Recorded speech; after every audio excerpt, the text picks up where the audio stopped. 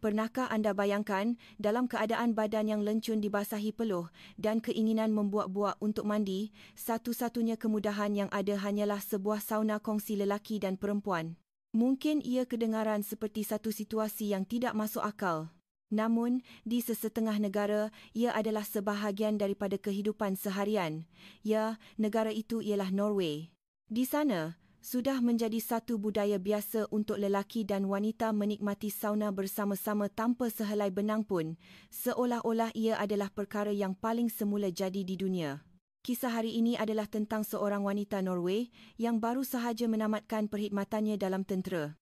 Dalam usaha untuk mengatasi rasa kosong selepas bersara, dia mencabar dirinya untuk mendaki sebuah gunung yang terkenal sukar. Tanpa disangka, di sanalah dia bertemu dengan seorang lelaki dari Malaysia. Setelah selesai mendaki, wanita itu mengajak si lelaki ke sauna. Melihatkan lelaki Malaysia itu yang malu-malu, menyembunyikan badannya dengan tangan, wanita itu dengan nakalnya menepuk punggung lelaki tersebut.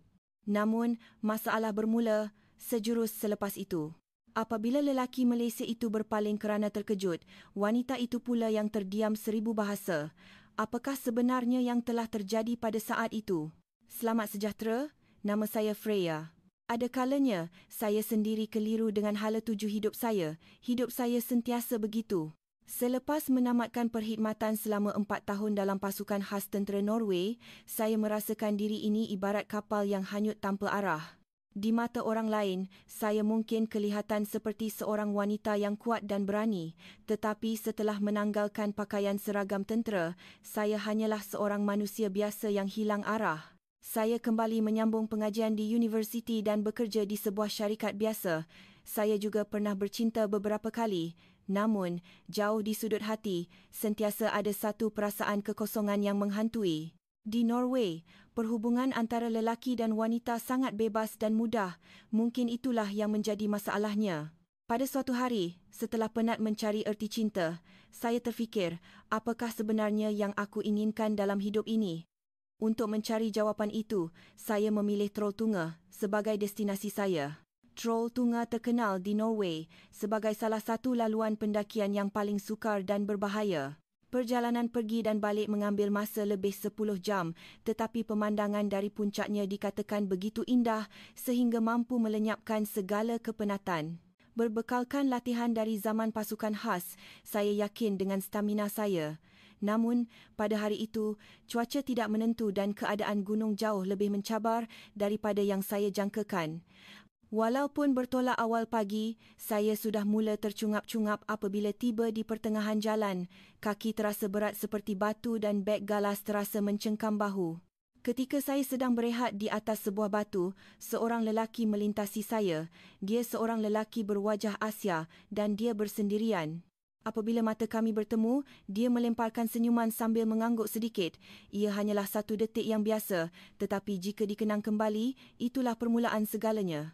Setelah mendaki selama kira-kira sejam lagi, hujan mula turun. Pada mulanya hanya renyai-renyai, tetapi tidak lama kemudian, ia bertukar menjadi lebat. Saya segera memakai baju hujan, tetapi rambut saya sudah basah lencun. Laluan di celah-celah batu menjadi semakin licin, memaksa saya untuk melangkah dengan lebih berhati-hati. Pada ketika itulah, lelaki Asia yang saya temui tadi muncul semula. Dia sedang berteduh di bawah sebuah batu besar. Nampaknya lebih baik kita berehat di sini sehingga hujan reda. Berbahaya jika kita teruskan pendakian sekarang, katanya dalam bahasa Inggeris. Sebutannya agak janggal, tetapi cukup untuk saya fahami. Hai, saya Freya. Terima kasih, jawab saya. Saya Imran, dari Malaysia. Dia memperkenalkan dirinya secara ringkas. Pada mulanya, suasana agak janggal dan sunyi. Dia tidak banyak bercakap dan saya menganggap mungkin dia tidak fasih berbahasa Inggeris. Namun, apabila hujan terus turun, kami mula berbual secara semula jadi. Kenapa awak datang ke Trolltunga? Saya bertanya. Dia berfikir sejenak sebelum menjawab. Saya mahu menenangkan fikiran. Saya terkejut. Bahasa Inggerisnya jauh lebih lancar daripada yang saya sangkakan. Dia cuma seorang yang pendiam. Dia kelihatan berusia dalam lingkungan pertengahan 30 dan sedang mengembara seorang diri di Norway. Mendengar kata-katanya, saya mula menceritakan kisah hidup saya. tentang pengalaman dalam pasukan khas, konflik selepas bersara dan sebab saya mendaki gunung ini untuk mencari makna hidup. Dia tidak pernah memotong percakapan saya. Dia hanya mendengar dengan teliti setiap patah perkataan saya sambil menarik nafas dalam-dalam. Kebanyakan lelaki yang pernah saya kenal sebelum ini lebih suka bercakap tentang diri mereka sendiri. Jadi sikapnya yang menjadi pendengar setia itu terasa sangat menyegarkan. Apabila hujan berhenti, kami menyambung perjalanan ke puncak bersama-sama. Laluan pendakian masih sukar, tetapi anehnya ia terasa lebih mudah apabila berjalan bersama. Ada kalanya dia berjalan di hadapan untuk memberitahu tentang laluan berbahaya dan ada kalanya dia menghulurkan tangan untuk membantu saya mendaki di kawasan yang curam. Sebagai bekas anggota pasukan khas, pada mulanya saya berasa agak janggal apabila dibantu, tetapi lama-kelamaan saya mula selesa dengan keprihatinannya. Setibanya di puncak, segala kepenatan hilang serta-merta. Pemandangan di hadapan mata sungguh menakjubkan dan tidak dapat digambarkan dengan kata-kata. Deretan gunung yang bertemu dengan langit biru, lembah yang dalam dan misteri, serta lautan yang kelihatan jauh di hujung sana, kami hanya berdiri diam menikmati pemandangan itu untuk seketika. Cantik kan? Imran akhirnya memecah kesunyian.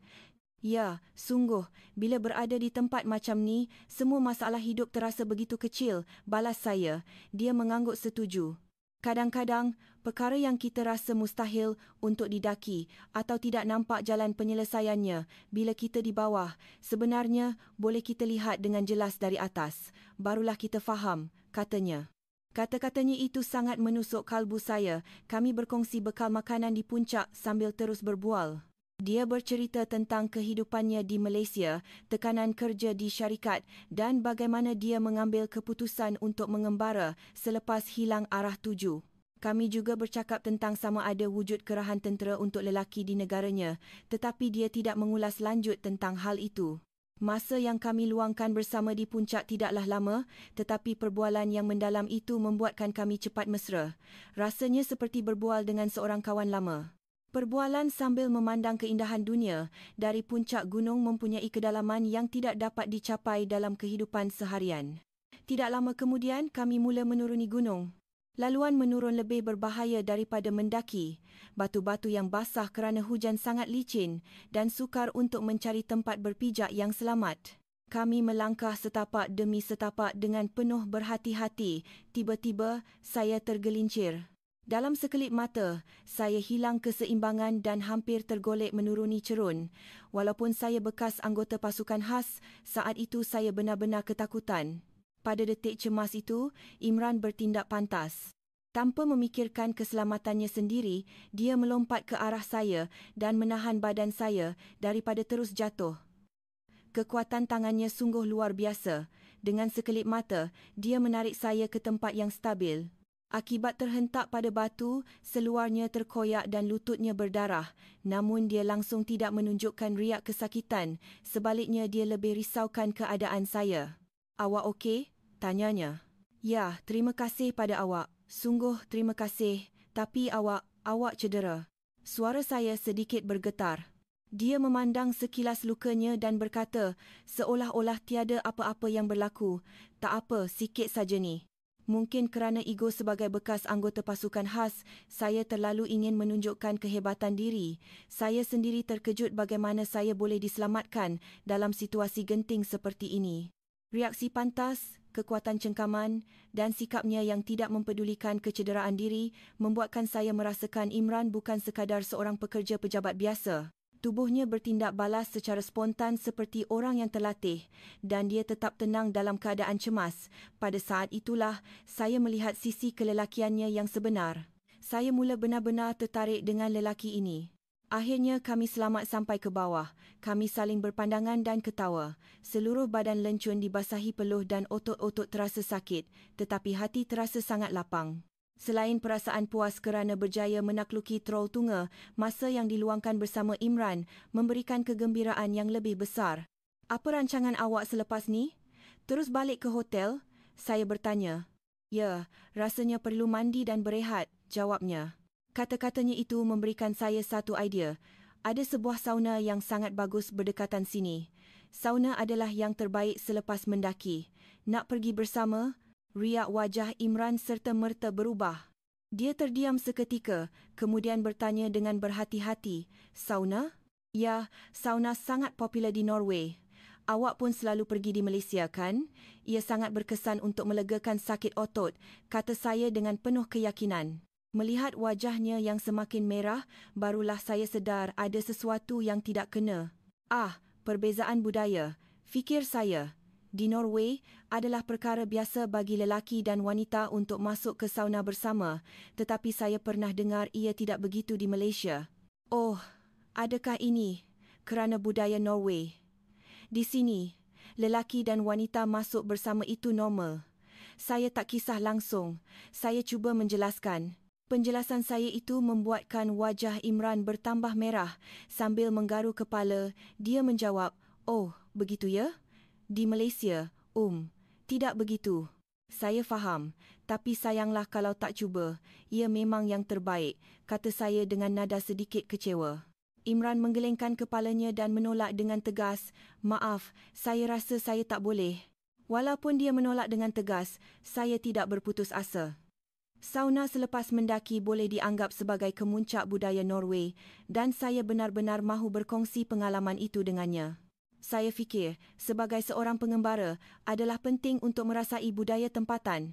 "Imran, rugilah awak. Ini adalah tempat wajib singgah. Kalau sudah sampai ke Norway, awak mesti cuba pengalaman ini," pujuk saya lagi. Dia kelihatan berfikir sejenak. Akhirnya riak wajahnya melembut. "Baiklah, entah bila lagi saya dapat datang ke sini." "Baguslah awak buat keputusan yang bijak. Jangan fikir serius sangat. Bagi orang Norway, ini perkara yang sangat semula jadi. Di sini, lebih sopan jika kita berkelakuan selamba daripada cuba menutup badan," kata saya dengan suara yang meyakinkan. Akhirnya, dia mengeluh dan mengangguk tanda menyerah. "Baiklah, saya akan cuba sekali." Sepanjang perjalanan ke sauna, dia kelihatan sangat gementar. Wajahnya yang cemas itu nampak sangat comel dan saya hampir tergelak, tetapi saya cuba menahannya. Saya mengingatkan diri sendiri untuk menghormati perbezaan budaya. Setibanya di sauna, saya terus menuju ke bilik persalinan wanita. Imran pula teragak-agak sebelum masuk ke bilik persalinan lelaki. Tidak lama kemudian, saya melihatnya keluar dengan tuala di bahu dan sehelai lagi dililit di pinggang. Sebaik sahaja melihat saya, dia terus mengalihkan pandangannya. Mungkin kerana saya sudah berdiri di situ dengan gaya semula jadi tanpa sehelai tuala pun. "Semua orang di sini macam ni ke?" tanyanya perlahan. "Ya, ini sangat semula jadi. Sebenarnya tuala pun tidak perlu. Saya pula yang rasa segan sekarang," jawab saya. Dia mengangguk tetapi tidak menanggalkan tualanya. Akhirnya, kami masuk ke dalam bilik sauna dengan keadaan begitu. Di dalam ruang yang dipenuhi wap panas itu, dia mencari tempat duduk di sudut. Saya pula duduk bertentangan dengannya. Selain kami, ada beberapa orang pelanggan lain di dalam sauna. Penduduk tempatan Norway semuanya kelihatan selesa, tetapi Imran hanya menundukkan pandangannya. Saya dapat merasakan betapa tidak selesanya dia ketika itu. Masa berlalu dan pelanggan lain mula keluar seorang demi seorang. Akhirnya, hanya kami berdua yang tinggal di dalam sauna. Melihat keadaannya yang begitu comel, saya tidak dapat menahan diri daripada mengusiknya. "Janganlah lari dari pandangan mata saya," kata saya dengan nada nakal. Dia memandang saya dengan terkejut. Saya bergurau sajalah, "Awak nampak kaku sangat. Di sini, ini betul-betul perkara biasa. Jadi selesakanlah diri awak," kata saya sambil ketawa. Dia cuba tersenyum tetapi masih kelihatan janggal. Akhirnya dia bangun untuk keluar. Pada saat itu, didorong oleh rasa nakal, saya menepuk punggungnya dengan ringan semasa dia melintasi saya. "Nak ke mana tu?" tanya saya. Pada ketika itu, Imran berpaling kerana terkejut dan saya menyaksikan satu pemandangan yang mengejutkan. Di bahu kanannya, di bawah tuala yang hampir terlucut, kelihatan parut luka yang besar dan dalam. Di sebelahnya pula, terdapat sebuah tatu, nama dalam tulisan Rumi, tarikh dan sebaris frasa pendek. Jelas sekali ia adalah tatu untuk memperingati seseorang. Pandangan kami bertaut dan tuala di pinggang Imran jatuh sepenuhnya ke lantai. Matanya dipenuhi rasa terkejut dan malu. Suasana serta-merta menjadi tegang. Tanpa berkata apa-apa, dia mengambil tualanya dan terus keluar dari sauna. Saya terpaku di situ untuk seketika. Saya merasakan seperti telah melakukan satu kesilapan yang sangat besar. Melihat riak wajahnya yang terkejut buat pertama kali itu, saya segera menghabiskan mandi, memakai pakaian dan keluar. Imran sedang duduk di sebuah bangku di luar bangunan. "Imran, awak okey?" Saya bertanya dengan berhati-hati. Dia mengangkat muka dan memandang saya. Tiada lagi riak terkejut di matanya. Sebaliknya, ia digantikan dengan kesedihan yang mendalam. "Ya, saya okey. Cuma tiba-tiba banyak perkara yang saya fikirkan," jawabnya. Saya duduk di sebelahnya. Keadaan senyap untuk seketika. Saya tidak tahu apa yang harus dikatakan, jadi saya hanya duduk di situ menemaninya. "Jom makan malam?" Akhirnya, saya yang memulakan perbualan. Dia mengangguk. "Boleh juga." Kami mencari sebuah restoran yang sunyi berdekatan. Selepas memesan makanan dan segelas wain setiap seorang, ketegangan mula reda sedikit demi sedikit. Saya tidak dapat menahan diri lagi dan bertanya dengan berhati-hati. "Mungkin ini agak peribadi, tapi boleh saya tanya tentang parut dan tatu di bahu awak?" Imran memusing-musingkan gelas wainnya sambil termenung. Akhirnya, dia menarik nafas dalam-dalam dan mula bercerita. "Saya pernah beritahu yang saya pernah dalam tentera, kan? Saya adalah anggota tentera darat Malaysia yang dihantar berkhidmat di bawah panji PBB di Lubnan," katanya. Saya tidak dapat menyembunyikan rasa terkejut saya. Saya memang merasakan dia bukan sekadar pekerja pejabat biasa, tetapi tidak pernah terfikir dia adalah seorang tentera yang pernah berkhidmat di luar negara. Pasukan kami ditugaskan untuk melindungi orang awam tempatan dan membantu usaha pemulihan di sana. Pada suatu hari, semasa kami sedang membuat rondaan di sebuah pasar, tiba-tiba berlaku satu letupan. Suaranya sedikit bergetar. Bangunan mula runtuh dan keadaan menjadi huru-hara. Pada masa itu, rakan sepasukan saya, Mike, seorang tentera Amerika, berlari ke arah saya dan menolak saya dengan kuat. Sejurus selepas itu, runtuhan konkrit menimpa tempat saya berdiri tadi. Imran berhenti seketika untuk menenangkan diri sebelum menyambung. "Saya cedera parah akibat serpihan, tetapi saya terselamat. Tapi Mike, dia tidak kembali." Mata Imran dipenuhi dengan pelbagai emosi, kesedihan, rasa bersalah dan rasa tidak berdaya. Kami sangat rapat. Kami selalu berkongsi gambar keluarga dan berjanji akan berjumpa selepas tamat perkhidmatan. "Tapi, saya tak dapat tunaikan janji itu," katanya dengan nada perlahan. Saya meletakkan tangan saya di atas tangannya dengan lembut. Saya tahu ini adalah saat di mana kata-kata tidak mampu memberikan sebarang sagu hati. Tatu ini adalah untuk memperingatinya. Saya buat sebaik sahaja luka saya sembuh. Nama Mike, tarikh hari kejadian dan kata-kata yang selalu diucapkannya. Jangan lupa, terus marah. Ia adalah satu ikrar pada diri sendiri agar tidak akan melupakan kekejaman perang dan pengorbanannya. Imran mengakhiri ceritanya. Mendengar ceritanya, saya teringat kembali kehidupan saya dalam tentera. Saat-saat yang saya lalui sebagai anggota pasukan khas Norway, rakan-rakan yang terkorban dan parut yang tidak kelihatan yang ditinggalkan oleh semua itu. Saya juga ada pengalaman yang serupa," kata saya perlahan. Imran memandang saya, matanya menunjukkan pemahaman dan simpati. "Semasa dalam pasukan khas, pasukan kami pernah dilanda ribut ketika menjalankan misi menyelamat di laut. Kami kehilangan 2 orang rakan." Suara saya juga mula bergetar. Sejak hari itu, setiap malam saya bermimpikan wajah mereka. Rasa bersalah kerana terselamat dan rasa kesal kerana tidak dapat menyelamatkan mereka sentiasa menghantui saya. Imran mengangguk perlahan. Tanpa perlu dijelaskan dengan kata-kata, dia memahami dengan tepat perasaan saya. "Ia dipanggil Survivor's Guilt," katanya. "Ya, tepat sekali," jawab saya. Walaupun kami berkhidmat di negara dan angkatan tentera yang berbeza, pada saat itu, kami seolah-olah bercakap dalam bahasa yang sama, bahasa parut yang ditinggalkan oleh perang dan kehilangan, yang hanya difahami oleh mereka yang pernah melaluinya. Kadang-kadang saya rasa tiada siapa yang akan faham. Dalam kehidupan seharian, orang lain tidak akan dapat merasai perasaan ini, kata Imran. "Ya, tapi sekarang saya rasa ada yang faham." Saya tersenyum. Malam itu, kami berbual sehingga tidak sedar waktu berlalu.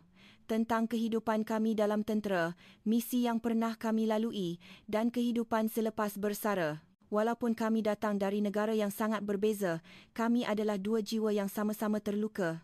Selesai makan, dalam perjalanan pulang ke hotel, tiada lagi rasa janggal antara kami. Sebaliknya, wujud satu pemahaman dan ikatan yang lebih mendalam. Detik memalukan di sauna itu rupa-rupanya telah mengeratkan lagi hubungan kami. Apa rancangan awak esok? Saya bertanya sebelum kami berpisah. Saya perlu kembali ke Oslo. 2 hari lagi saya akan pulang ke Malaysia, jawabnya. Mendengar kata-kata itu, entah kenapa hati saya terasa sakit. Adakah ini pengakhirannya? Selepas merasai satu ikatan yang begitu istimewa dalam masa sehari, kami terpaksa kembali ke haluan masing-masing. Boleh kita bertukar nombor telefon? Saya memberanikan diri untuk bertanya.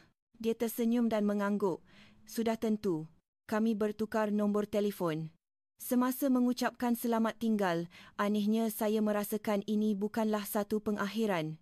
Mungkin perhubungan kami baru sahaja bermula. Itulah yang saya rasakan. Kembali ke hotel, saya berbaring di atas katil sambil mengimbas kembali hari itu. Pertemuan di Trolltunga, detik janggal di sauna dan perbualan yang mendalam. Walaupun hanya sekejap, lelaki bernama Imran itu telah meninggalkan kesan yang mendalam di hati saya. Luka dan kesakitannya serta kekuatannya untuk cuba mengatasinya telah menarik perhatian saya. Selepas pulang ke Norway, kehidupan kembali seperti biasa. Saya pergi kerja, bertemu rakan-rakan dan menjalani hari-hari yang biasa. Namun, hati saya sudah berada di tempat lain. Wajah lelaki Malaysia yang saya temui di Trolltunga, Imran, sering terbayang di fikiran. Pada mulanya, kami hanya berbalas pesanan ringkas. Perbezaan waktu menyukarkan perbualan, tetapi memeriksa mesej daripadanya setiap pagi menjadi satu kegembiraan kecil dalam hari saya. Lama-kelamaan kekerapan kami berhubung meningkat dan akhirnya kami mula membuat panggilan video. Wajahnya di seberang skrin masih kelihatan pendiam dan mesra seperti biasa. Dia menunjukkan kepada saya kehidupan hariannya di Kuala Lumpur dan saya pula berkongsi pemandangan di Oslo. Walaupun kami tinggal di dunia yang berbeza, hati kami semakin dekat. Sebulan kemudian, saya membuat keputusan. Saya mahu pergi ke Malaysia. Saya mengumpulkan semua cuti saya dan merancang untuk tinggal di Kuala Lumpur selama sebulan. Apabila saya memberitahu Imran tentang rancangan ini, dia terkejut tetapi sangat gembira. Saya dapat merasakan keterujaan dalam suaranya. "Awak betul-betul nak datang ke Malaysia?" tanyanya. "Ya, saya berminat dengan negara awak." Dan saya berhenti seketika sebelum menyambung. "Saya nak jumpa awak." Saya menempah tiket penerbangan, mengemas beg dan membuat semua persiapan yang perlu. Malam sebelum berlepas, jantung saya berdebar-debar sehingga tidak boleh tidur. Saya tidak tahu sama ada ini hanyalah satu pengembaraan biasa atau ia akan menjadi titik perubahan besar dalam hidup saya. Satu perkara yang pasti, saya benar-benar mahu bertemu dengan Imran sekali lagi. Setelah penerbangan yang panjang, saya tiba di lapangan terbang antarabangsa Kuala Lumpur, KLIA. Sebaik sahaja keluar dari balai ketibaan, saya melihat lautan manusia dan di antara mereka ada satu wajah yang saya kenali. Imran, dia menyambut saya dengan senyuman yang ceria. "Freya, selamat datang," katanya. Kami saling berpandangan dan berdiri kaku untuk seketika. Ada sedikit rasa janggal, tetapi kegembiraan yang lebih besar memenuhi dada saya. Dia membantu membawa bagasi saya dan kami berjalan keluar dari lapangan terbang. "Macam mana kita nak ke Kuala Lumpur?" tanya saya. "Naik KLIA Express paling mudah. Pengangkutan awam di Malaysia sangat maju," jawabnya. Seperti yang dikatakannya, kereta api laju itu sangat bersih dan efisien. Ia tiba tepat pada masanya dan keadaan di dalam gerabak sangat teratur. Orang ramai duduk dengan senyap di tempat masing-masing atau memandang telefon pintar mereka. Pengangkutan awam di Norway juga baik, tetapi skala dan ketepatan masa di sini sangat mengagumkan. Tiba di KL Central, proses menukar ke tren LRT juga lancar. Papan tanda dalam bahasa Inggeris ada di mana-mana, memudahkan saya sebagai orang asing untuk mencari jalan. Imran dengan sabar menerangkan segala-galanya. "Sistem tren yang kompleks macam ni pun boleh bergerak dengan begitu tepat." "Ya," kata saya dengan kagum. Orang Malaysia mementingkan kecekapan. Terutamanya di KL, penduduknya ramai, jadi pengangkutan awam mesti mantap, jelasnya. Kemudian, apabila Imran bertanya di mana saya akan menginap, saya memberikan satu cadangan yang berani. Hotel terlalu mahal dan menyusahkan. Boleh tak saya tumpang di rumah awak? Wajah Imran serta-merta menjadi merah. Itu. Di Norway, lelaki dan wanita tinggal bersama itu perkara biasa. Awak takut dengan saya ke? Saya berkata sambil tersenyum nakal. Jangan risau, saya tak akan makan awak. Melihatnya menggaruk kepala dengan riak wajah yang keliru membuatkannya kelihatan sangat comel. Akhirnya, Imran mengeluh dan mengangguk. Maka, bermulalah kehidupan saya sebagai teman serumah Imran selama sebulan. Rumahnya adalah sebuah kondominium di pinggir Kuala Lumpur. Dia menyediakan sebuah bilik kecil tetapi kemas untuk saya. Pemandangan malam Kuala Lumpur dari tingkap bilik itu sangat indah, seolah-olah bintang-bintang bertaburan di atas bumi. Hari pertama agak sukar kerana jet lag, tetapi Imran sangat prihatin dan menjaga saya dengan baik. Keesokan harinya, pengembaraan saya di Kuala Lumpur bermula secara rasmi. Pada hari bekerja, dia ke pejabat, jadi kami hanya dapat keluar bersama pada hujung minggu. Namun, walaupun pada hari biasa, selepas pulang dari kerja, dia akan membawa saya melihat pelbagai wajah Kuala Lumpur. Perkara yang paling mengejutkan saya ialah betapa selamatnya untuk berjalan-jalan walaupun sudah lewat malam. Walaupun sudah melepasi pukul 11 malam, kedai serbaneka dan restoran masih dibuka dan jalan-jalan masih dipenuhi orang. Norway juga negara yang selamat, tetapi aktiviti malam yang meriah seperti ini adalah sesuatu yang baru bagi saya. Macam mana budaya malam macam ni boleh wujud? Saya bertanya semasa kami berjalan-jalan pada suatu malam. Ada banyak sebab. Tapi saya rasa Malaysia selamat sebab banyak kameralita tertutup dan yang paling penting masih ramai orang di luar walaupun sudah malam, jawab Imran. Apabila masuk ke kedai serbaneka, saya mendapat satu lagi kejutan. Terdapat sistem pembayaran tanpa juruang dan orang ramai menggunakannya secara semula jadi. Sungguh menakjubkan bagaimana sistem seperti ini boleh berfungsi tanpa perlu risau tentang kecurian. Macam mana negara awak boleh jadi macam ni? Langsung tak nampak kesan peperangan, saya bertanya secara tiba-tiba. Wajah Kuala Lumpur yang aman langsung tidak menunjukkan sebarang ketegangan. Ya, betul. Tapi kami sentiasa bersedia untuk mempertahankan keamanan ini. Contohnya, di Korea Selatan, lelaki diwajibkan menjalani latihan ketenteraan. Kan? Apabila dia berkata begitu, saya bertanya, di Malaysia pun ada? Tidak. Angkatan Tentera Malaysia adalah berdasarkan sukarela, bukan satu kewajipan. Tapi, saya pun pernah berkhidmat dalam tentera dulu, selama beberapa tahun, tambahnya.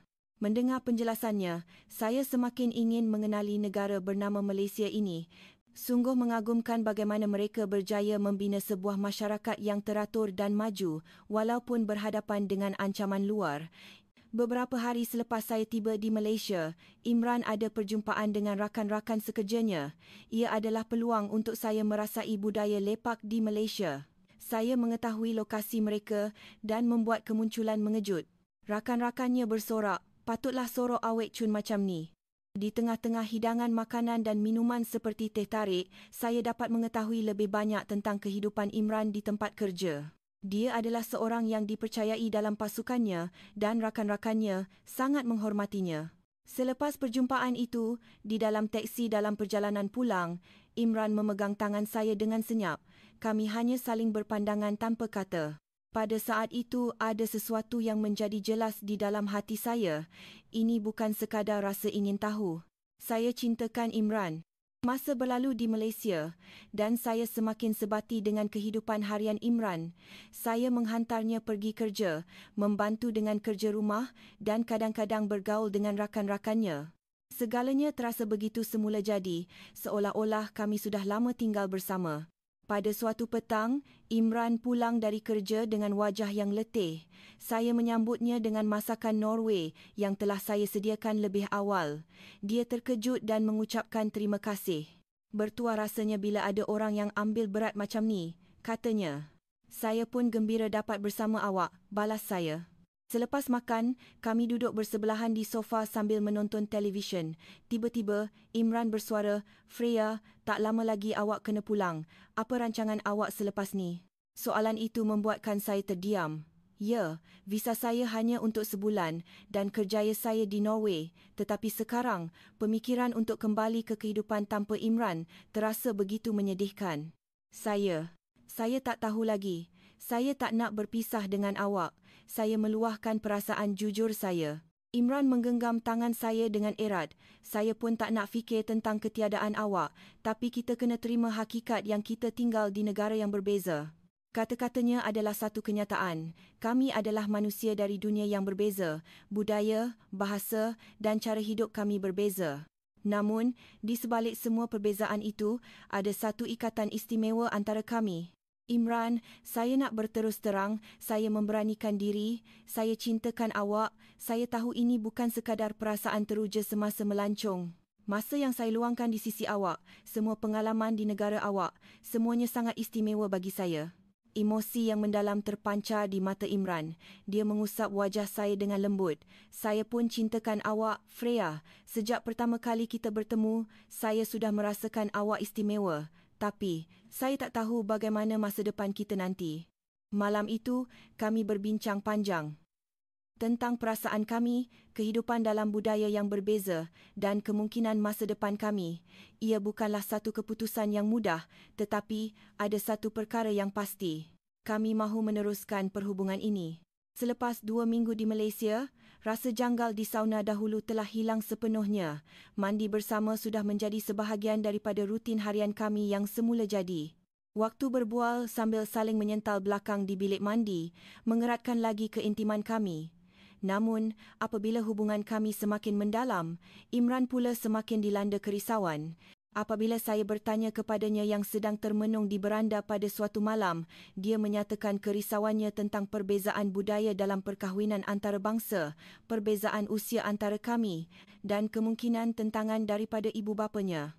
Pada hujung minggu, Imran membawa saya ke Taman Tasik Titiwangsa. Di taman yang luas di tepi tasik itu, ramai orang berbasikal dan berkelah. Kami juga membentangkan tikar dan duduk sambil makan bekal. Macam mana dengan keluarga awak? Saya bertanya secara tiba-tiba.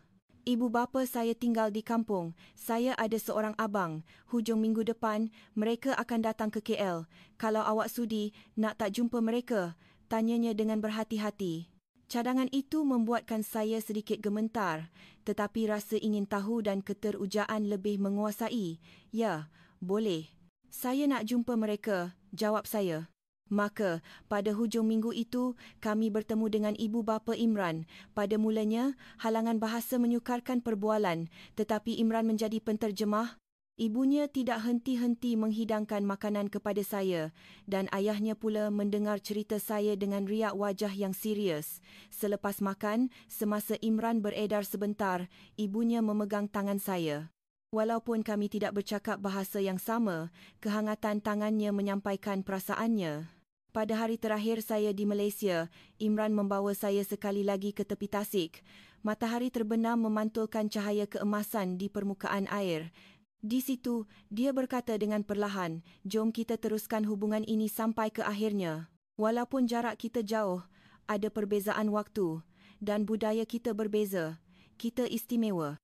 Tanpa teragak-agak, saya mengangguk. Ya, jom, kita bersama. Maka, kami memulakan perhubungan jarak jauh dengan niat untuk berkahwin. Kami sedar ia akan menjadi sukar memandangkan usia kami, tetapi kami mempunyai kepercayaan antara satu sama lain. Sebulan di Malaysia adalah waktu yang paling istimewa dalam hidup saya dan kini, waktu itu telah menjadi satu permulaan yang baru. Dalam perjalanan ke lapangan terbang, saya merakam pemandangan Kuala Lumpur yang berlalu di luar tingkap. Bandar ini, negara ini dan orang yang saya temui di dalamnya, semuanya terukir mendalam di hati saya. Saya akan pulang ke Norway, tapi sebahagian hati saya akan tinggal di sini. Saya akan datang lagi tak lama lagi, kata saya sebelum berpisah. Imran membalas dengan senyuman mesra, saya akan tunggu. Semasa melangkah masuk ke dalam pesawat, saya yakin ini bukanlah satu pengakhiran, tetapi satu permulaan yang baru. Kisah kami yang bermula di Trolltunga akan terus berlanjutan. Selepas pulang ke Norway, hubungan saya dengan Imran berterusan. Setiap pagi, saya akan menerima mesej daripadanya dan setiap malam sebelum tidur, kami akan mengakhiri hari dengan panggilan video. Walaupun jarak memisahkan, hati kami semakin dekat. Walaupun sudah kembali kepada rutin harian, hati saya masih di Malaysia. Semasa bekerja, semasa bersama rakan-rakan, fikiran saya sentiasa tertumpu pada Imran. Kehidupan di Norway tiba-tiba terasa asing. 2 bulan kemudian, Imran mengambil cuti dan datang melawat saya di Norway. Saat bertemu dengannya semula, saya merasakan segalanya kembali seperti sedia kala. Kami berjalan-jalan di sekitar bandar Oslo dan kali ini giliran saya pula untuk menunjukkan dunia saya kepadanya. Keindahan fjord, masakan tradisional Norway dan tempat-tempat yang menjadi sebahagian daripada kehidupan harian saya. Walaupun hanya 10 hari yang singkat, dalam tempoh itu, keyakinan kami menjadi semakin utuh. Semasa berpisah, Imran menggenggam tangan saya dengan erat dan bertanya, "Awak boleh hidup di Malaysia?" Tanpa teragak-agak, saya menjawab, "Ya, di mana sahaja awak berada, di situlah saya akan pergi." Maka, saya menyerahkan surat peletakan jawatan di syarikat dan menamatkan kontrak sewa pangsapuri saya. Rakan-rakan dan keluarga terkejut dengan keputusan saya, tetapi apabila melihat keyakinan di mata saya, mereka memberikan sokongan. Sebulan kemudian, saya sekali lagi menaiki penerbangan ke Malaysia. Kali ini bukan sebagai pelancong, tetapi untuk memulakan hidup baru. Imran sudah menunggu saya di lapangan terbang. Apabila dia memeluk saya, segala kerisauan dan ketakutan hilang serta-merta. Kini, kami benar-benar dapat memulakan hidup bersama. Pangsapuri Imran kini menjadi ruang kami bersama. Pada mulanya, semuanya terasa baru dan asing. Daripada belajar bahasa Melayu, menyesuaikan diri dengan budaya kerja, sehinggalah menghafal peta laluan tren. Tetapi Imran sentiasa ada di sisi untuk membantu. Tinggal bersama dan berkongsi kehidupan harian, terasa lebih semula jadi daripada yang saya bayangkan. Kami bangun pagi dan menyediakan sarapan bersama. Selepas Imran pergi kerja, saya akan ke kelas bahasa Melayu. Pada waktu malam, kami akan memasak bersama atau menonton drama. Tabiat-tabiat kecil sekalipun menggeratkan lagi hubungan kami. Imran suka menyanyi kecil di bilik mandi dan saya pula mesti membaca buku sebelum tidur. Dia seorang yang pembersih, manakala saya sedikit cuai. Namun, perbezaan seperti itu menjadi peluang untuk kami lebih memahami antara satu sama lain.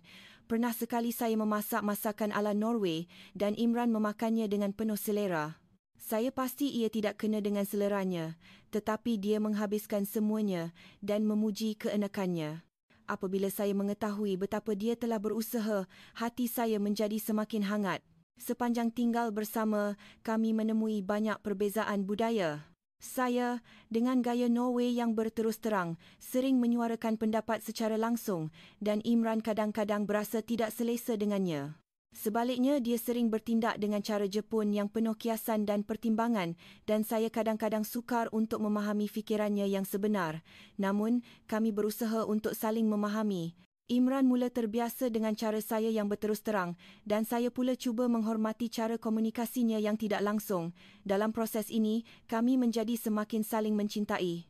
Kira-kira 2 bulan selepas saya mula hidup di Malaysia, semasa makan malam, Imran bertanya dengan berhati-hati, "Freya, kita perlu mula bersedia untuk berkahwin, tapi awak yakin tak akan menyesal?" Soalan itu saya jawab dengan jujur. Saya mengimpikan masa depan bersama awak. Saya nak berkahwin dan membina keluarga. Riak wajah Imran menjadi kompleks. Dia mengeluh dan berkata, "Kalau ikutkan hati, saya pun nak segera, tapi ada beberapa halangan antara kita. Perbezaan usia, perbezaan budaya dan harapan ibu bapa saya. Terdapat juga tekanan mengenai perkahwinan antarabangsa. Ibu bapanya mengharapkan menantu orang Malaysia dan ada juga masalah komunikasi bahasa." Mendengar kerisauannya, saya tiba-tiba merasa tekad. Mengimbas kembali perjalanan kami bersama dari saat pertemuan di Trolltunga, pengalaman janggal di sauna, sehinggalah semua waktu di Malaysia, halangan-halangan ini tidak terasa begitu besar. "Imran, saya cakap terus terang, saya memulakan. Saya tak minta banyak, asalkan awak tidak memandang ringan terhadap wanita atau berlaku curang seperti sesetengah lelaki Norway, itu sudah cukup. Saya sudah lihat kesetiaan awak, saya sukakan awak dan saya sukakan Malaysia. Saya tak perlukan duit yang banyak. Saya berhenti sejenak sebelum menambah. Jujurlah, kat mana lagi awak boleh jumpa perempuan macam saya? Mendengar kata-kata terakhir saya, Imran kelihatan terkejut seketika, tetapi tiba-tiba dia ketawa terbahak-bahak.